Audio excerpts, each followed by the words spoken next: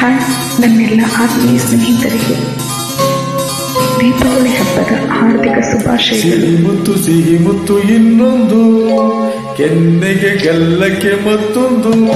ಸಿಹಿ ಮುತ್ತು ಇನ್ನೊಂದು, ಕೆನ್ನೆಗೆ ಗಲ್ಲಕ್ಕೆ ಮತ್ತೊಂದು.